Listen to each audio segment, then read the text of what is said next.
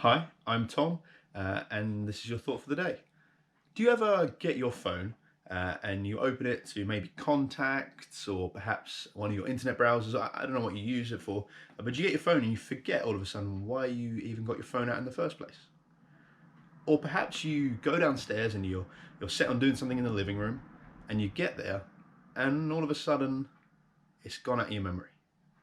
A big one at the moment I seem to forget is sun cream. The weather's been nice, it's been sunny, so I think, great, I'm going to go out and I'm going to have a nice walk, and then I forget sun cream. And then I come back home, and my sister says, "Cool, that must hurt." And I try and brave it, and I say, "No, no, it's fine." And then I'll kind of walk upstairs, try not to touch anything. But the more I think about this, the more I realize my memory sucks. And I can't even blame it on, I don't think I can blame it on age yet either. Um, but yeah, so my memory is just not all there. But it made me think about your memory and remembering things, and I went to the Bible and I felt encouraged because there are lots of characters, especially ones that we hold in high esteem, that also seem to have this same issue. I looked at Deuteronomy and how when Moses was with the Israelites that had come out of Egypt and were in the wilderness, how there's a whole chapter, Deuteronomy chapter 8, that talks about remember God, remember the Lord your God. So there's a whole chapter on that. And then you look to the Psalms and how things are, the songs and Psalms talk about remembering the things God has done and how you felt when this happened. Lots of the Psalms are written like that. And then I looked to one of the more famous passages, or at least one we perhaps hear more. And let me just read it to you. The Lord Jesus, on the night he was betrayed, took bread, and when he had given thanks, he broke it and said, "This is my body, which is for you. Do this in remembrance of me." In the same way, after supper, he took the cup, saying, "This cup is the new covenant in my blood. Do this whenever you drink it in remembrance of me." One that we hear fairly regularly at church, communion, taking of bread and wine to remember Jesus dying on the cross and what he did to reconnect us to God. I like the fact that Jesus used two physical things to help us remember. Now, I don't know about you, but have you ever been perhaps to a barbecue or just around the dinner table and you're tasked with breaking the bread to share around? Now, maybe that's not COVID friendly, but back in the day, we could break bread. And I don't know what it is with me, but if I broke the bread, suddenly I felt a little bit like Jesus. And I know that's probably sacrilegious to say, but just that physical act of breaking that bread triggered something in my mind, in my memory, that made me think of Jesus. And perhaps it does it for you. If you ever have a glass of red wine, you think of that too.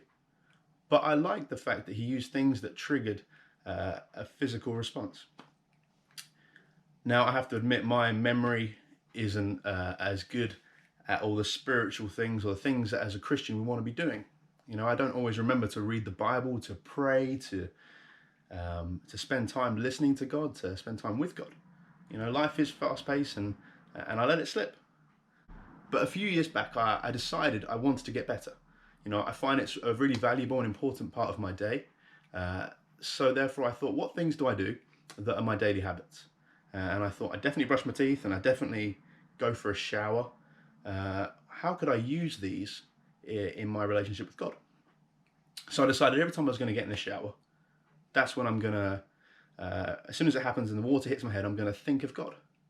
I'm going to spend some time praying, listening in those few minutes. Now, obviously, we want to spend longer, but the fact that I try and make that a daily habit is strengthening my relationship with God.